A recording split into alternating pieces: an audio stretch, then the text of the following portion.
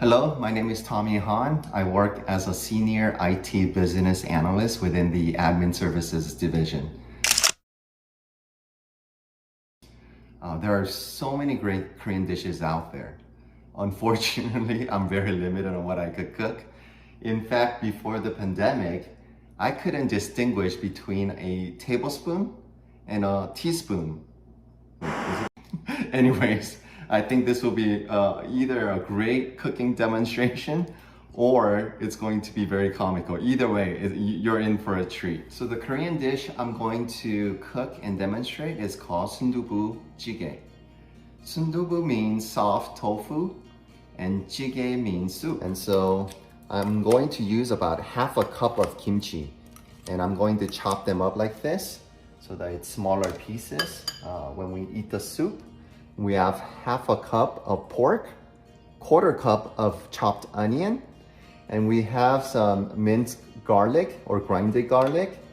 And this is the Korean red pepper flakes. And we'll be using this in combination of a teaspoon of sesame oil to come up with the paste for the soup. And then we have some green onion and we'll chop this up at the end to garnish the soup as a last step. And then this is the organic Soondubu, or you could just get a generic kind. And you could find these at H Mart, but we'll use one whole tube of this for it. And then we'll be using 1 teaspoon of salt, half a teaspoon of sugar, and 1 teaspoon of vegetable oil. For the soup base, we have this stock that's made with dried anchovies, radish, and dried kelp. And so you combine that in about, 4 cups of water and cook it for 20-30 minutes. And the stock that you get out of that is this. So we're gonna use about half cup of it. So we're gonna pre-make the spicy paste that goes into the soup. So I have about 1 to 2 tablespoons of spicy red pepper flakes. It depends on your spicy level, you could add more or less. And I'm going to add about 1 teaspoon of sesame oil. And I'm just gonna gently mix these together. And once that's done, you could set this aside since we'll be adding that a little later.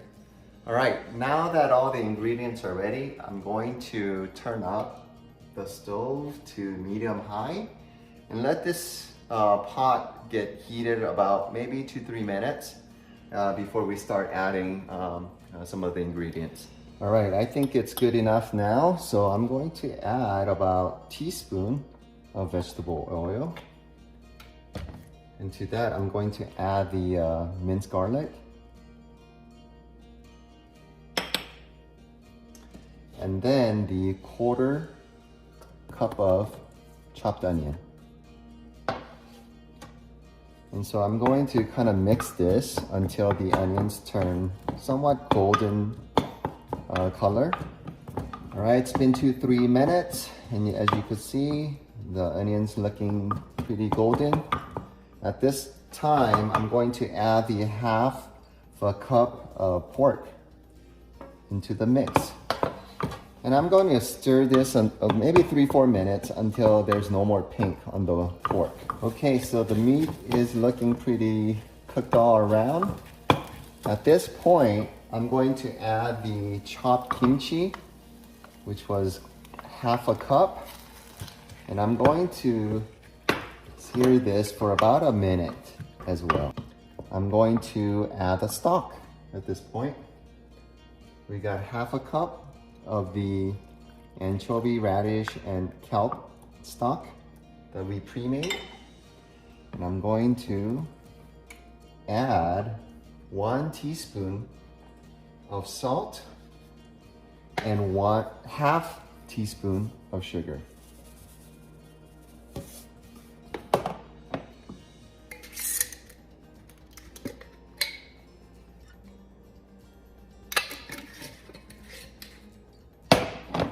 If you like it a little peppery, you could add some pepper. And I like to actually add about half of the spicy paste that we made, pre-made earlier with the red pepper flakes and sesame oil. So I'm going to add about half of that right now. Just so that it creates a rich soup base. Okay.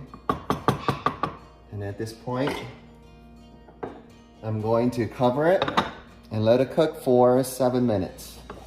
All right, I think we're ready for the next step. At this time, I'm going to add the sundubu. I cut it open.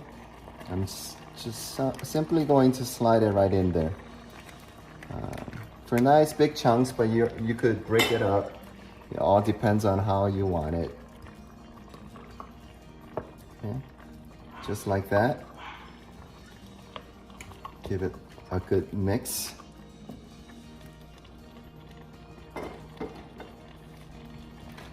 And at this time, I'm going to add the rest of the spicy paste we made.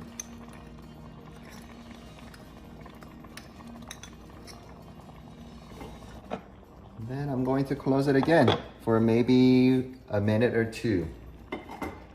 This is when you could add an egg. I'll add it.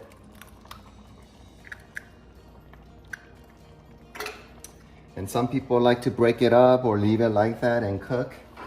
And I'm just going to garnish with green onion that we just cooked.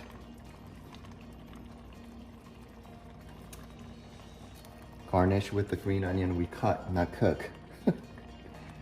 All right, and I'm just gonna put it over for a little bit. I'm actually gonna turn off the heat at this point because hot will keep everything warm right now.